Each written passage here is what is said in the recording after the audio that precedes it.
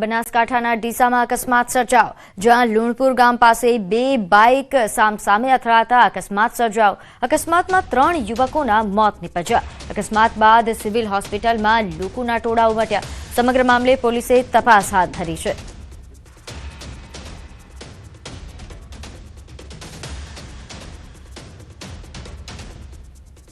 તો ભાવનગરમાં બસ ચાલકે અકસ્માત સર્જ્યો. શહેરના વાઘાવાડી રોડ પર આ અકસ્માત સર્જાયો. વાઘવાડી રોડ પર એક્ટિવા ચાલક મહિલાને અડફેટે લેતા ઇજાગ્રસ્ત થઈ હતી. અકસ્માત સર્જીને બસ ડ્રાઈવર ફરાર થયો છે. મહિલાને ઇજા થતા સારવાર માટે હોસ્પિટલ ખસેડવામાં આવી. અકસ્માતને લઈને પોલીસે વધુ કાર્યવાહી હાથ ધરી છે.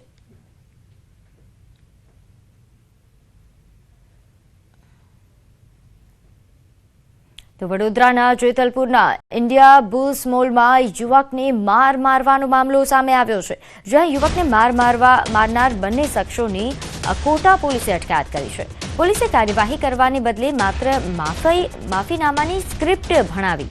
પોલીસના કહેવા મુજબ બંને માફી માંગી છે. એક યુવકને ગોંધી રાખી ઢોરમાર મારનાર સામે કડક કાર્યવાહી કરવાને બદલે પોલીસે માફી મંગાવી સંતોષ માન્યો. આરોપીઓ પ્રત્યે પોલીસનું આ નરમ વલણ સામે આવ્યું છે. પોલીસની આ કામગીરી સામે પણ સવાલો ઉઠી રહ્યા છે. તો વધુ વિગત સાથે મારી સાથે સંવાદદાતા હાર્દિક જોડાઈ ગયા છે. હાર્દિક, જે યુવકોએ આ રીતે ઢોર માર્યો હતો તેમની પાસેથી ફક્ત માફીનામું મંગાવવામાં આવ્યું? બિલકુલ દીજો, પોલીસને આ ખૂબ જ ગંભીર પ્રકારની બેદરકારી કહી શકાય. કારણ કે આપણે વિડીયોમાં પણ જોયું છે કે કઈ હદે એક યુવકને મારવામાં આવી રહ્યો છે, એને ફટકા મારવામાં આવી રહ્યા છે અને લાફા ઝીકવામાં આવી રહ્યા છે. ત્યારે પોલીસે હવે એવું આગળ કારણ ધર્યું છે કે જે પરિવારના સભ્યો છે અને પીડિત યુવક છે તે ફરિયાદ આપવા માટે તૈયાર નથી. ખૂબ જ ગંભીર બાબત કહેવાય. કારણ કે જ્યારે આ પ્રકારનો ગુનો બનતો હોય ત્યારે અમુક કિસ્સામાં આપણે ખુદ જોયું છે કે પોલીસ ખુદ ફરિયાદી બનતી હોય છે અને ત્યારબાદ જે ગુનેગારો હોય છે તેમની સામે કાર્યવાહી કરતી હોય છે. અહીંયા બીજું એ પણ જોઈ શકાય છે કે યુવકો જે રીતે માફી માંગી રહ્યા છે એ જોતા એવું લાગી રહ્યું છે કે પોલીસ દ્વારા તેમને એક રટ્ટો બનાવવામાં આવ્યો છે, એટલે કે કાયદાના પાઠ ભણાવવાને બદલે સ્ક્રિપ્ટના પાઠ બનાવ્યા છે અને પોલીસે જે રીતે શીખ્યું એ રીતે યુવકો જે છે તે માફી માંગી રહ્યા છે. એટલે ચોક્કસથી વડોદરા શહેર પોલીસની જે કામગીરી જે છે તેની સામે સવાલો ઉભા થઈ રહ્યા છે. અને જો આ રીતે ગુનેગારોને પોલીસ માફી મંગાવીને છોડી દેશે તો તેની સમાજ પર કયા પ્રકારની અસર થશે અને જે બેફામ બનેલા તત્વો છે તેમને શું મેસેજ મળશે તેનો અંદાજો લગાવી શકાય તેમ છે. બિલકુલ હાર્દિક, આભાર માહિતી આપવા બદલ. તો હાલ જોઈતી સંવાદદાતાએ જણાવ્યું કે આ પોલીસની કાર્યવાહીથી ઘણા સવાલ ઉઠી રહ્યા છે. આપને આ ઘટનાનો એક ઓડિયો પણ સંભળાવીએ.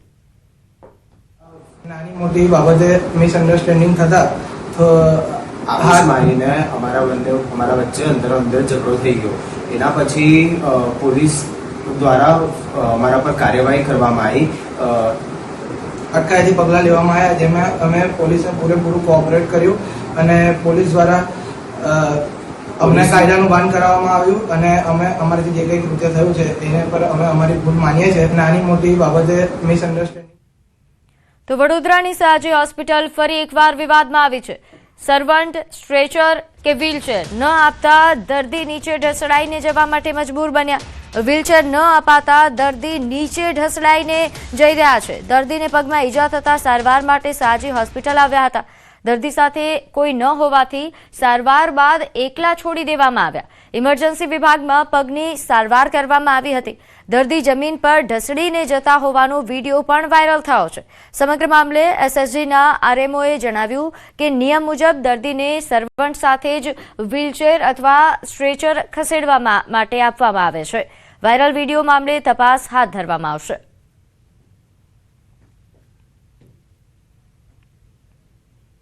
બધા દર્દીઓને અને જેને પણ આવી સુવિધાની જરૂર હોય તેને સ્ટ્રેચર અથવા વ્હીલચેર આપીએ જ છીએ. અને એના માટે અમારા જે બી ટ્રીટિંગ ડૉક્ટર્સ અને ટ્રીટિંગ જે બી એના પેરામેડિકલ સ્ટાફ હોય, નર્સિસ હોય એનું ધ્યાન રાખતા જ હોય છે.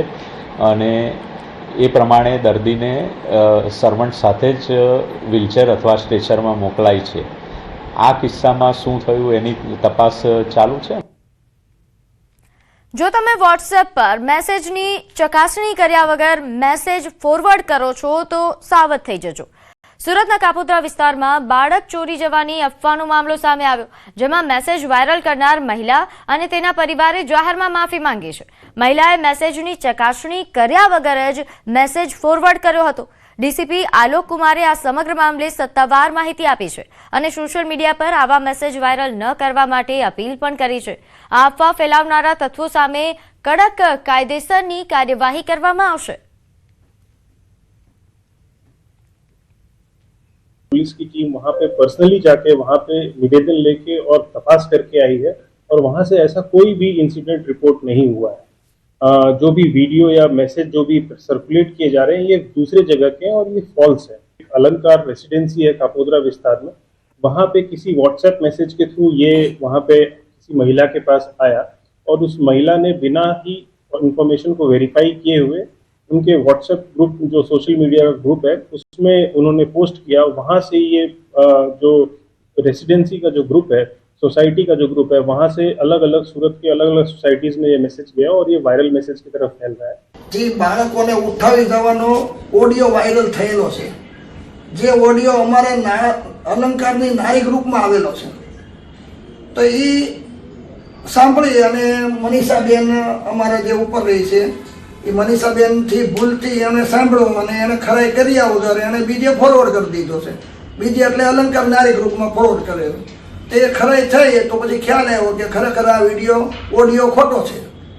તો એ બદલથી એ માફી માગે છે કે ભાઈ મારથી ભૂલથી વાયરલ થઈ ગયો છે, તો એ બદલ અમને માફ કરજો. તો અમદાવાદમાં વધતી છેતરપિંડીની ઘટનાઓ. પોર્ટર કંપનીમાં વાહન ભાડે મૂકીને ઊંચા ભાડાની લાલચ આપીને છેતરપિંડી કરતા ગઠિયાની સરખેજ પોલીસે ધરપકડ કરી. 20 જેટલા વાહનો ગીરવે મૂકીને છેતરપિંડી આચરતા હોવાનું સામે આવ્યું. સરખેજ પોલીસે ફતેવાડીના રહેવાસી ઇકબાલ સિપાઈ નામના આરોપીની ધરપકડ કરી છે. ઓટોમોબાઈલનું કામ કરતા આરોપીએ રૂપિયા કમાવવા માટે શોર્ટકટ કિમિયો શોધી કાઢ્યો. આરોપી કોઈપણ મિત્ર કે સગા સંબંધીઓને લોડિંગ વાહન પોર્ટર કંપનીમાં ભાડે મૂકીને તેના બદલામાં દર મહિને 27,000 રૂપિયા ભાડું અપાવવાની લાલચ આપતો હતો. વાહન લીધા બાદ વાહન ગીરવે મૂકી દેતો હતો અને તેના બદલામાં રૂપિયા મેળવી લેતો. જે અંગે સરખેજ પોલીસ સ્ટેશનમાં ફરિયાદ નોંધાતા પોલીસે આરોપીની ધરપકડ કરી છે અને આરોપી છેલ્લા 6 મહિનાથી આ પ્રકારે છેતરપિંડી આચરતા હોવાનું સામે આવ્યું છે. હાલમાં પોલીસે આરોપીની ધરપકડ કરીને તેણે અને કેટલા લોકો પાસેથી છેતરપિંડી કરી છે તે અંગે તપાસ શરૂ કરી છે.